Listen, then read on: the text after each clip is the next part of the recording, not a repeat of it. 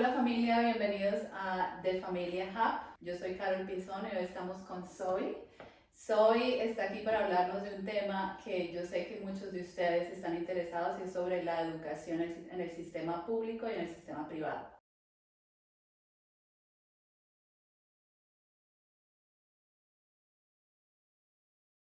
Zoe, welcome. Thank you for coming. Thank you. If you can tell us a little bit about your experience as a teacher and what you do now. Sure. I began teaching in 2005 and I've taught primarily in the Catholic system, some years in the private independent system, and my experience with the public system has been I've taught there in primary schools and also as a parent. I'm a parent within the public system. And my roles have been as a classroom teacher in secondary school and also what we call year level coordinators. So looking after the wellbeing side of things for senior and junior years of secondary school. And now I've moved out of the classroom and I'm a careers advisor. So that's looking at subject choices that students make and helping them with the path they choose beyond school. So to go to university. To go to university, go to TAFE or to do an apprenticeship or to have a gap year.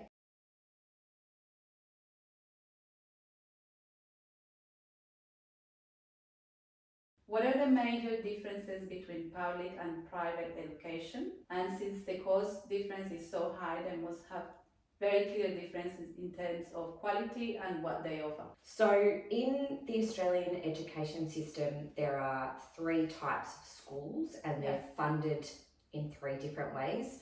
So there is the public system in primary and secondary, and they are funded entirely by the federal government and the state government of whatever state they're in. Then there is the Catholic system.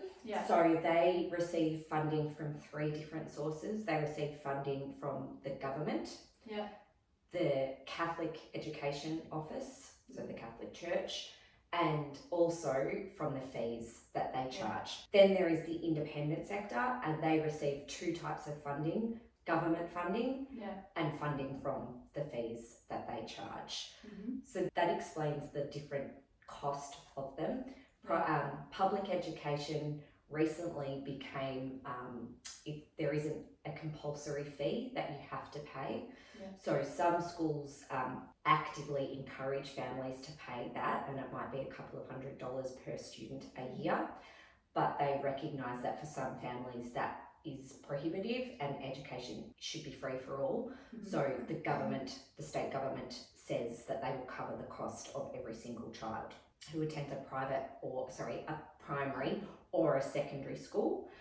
The Catholic education system receives government funding as well, and there are different sort of fee structures in the Catholic education.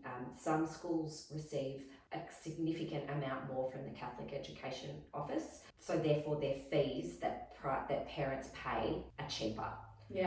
Some schools, there are 5 in Victoria, receive less money from the Catholic Education Office and their fees are higher. So there is a difference between Catholic fees. Independent schools charge much higher fees because they do receive a different amount from the government. The main difference in what you get for the cost, I think, comes down to facilities and the broad range of programs that are on offer. The curriculum is the same across all school systems. It's called the Victorian curriculum, and that's the same from prep to year 10. That is a curriculum that must be taught.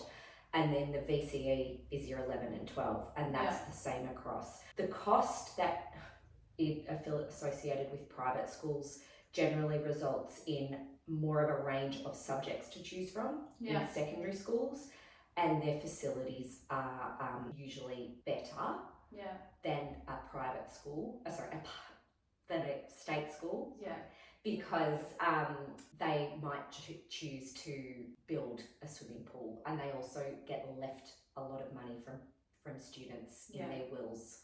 So Yeah. they have it's an untapped amount of money that they're able to take in. But essentially the curriculum should be the same. It's just how many more subjects a school can teach if Yeah. they have more money. They can employ more staff. Yeah.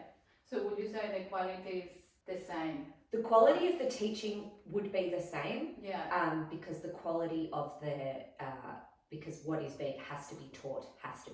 Yeah. That's the mandated curriculum. Yeah. The difference might be that in the state system, class sizes could be at their maximum. So Yeah. there might be a maximum allowed in a class of 25. Yeah. State schools have a budget and they can only afford a certain amount of teachers, so therefore there will be that maximum in the classroom. Yeah. A private school might prioritise smaller classes. So Yeah. you might only have 20 in a class or 15 in a Yeah. class. Therefore, perhaps your child will get more attention in the class, and therefore the quality of the teaching is better just because Yeah. there's a focus on your child. Yeah, and I think for probably if you know that your kid will be better off in a smaller group, then that would be a good option for them. Absolutely.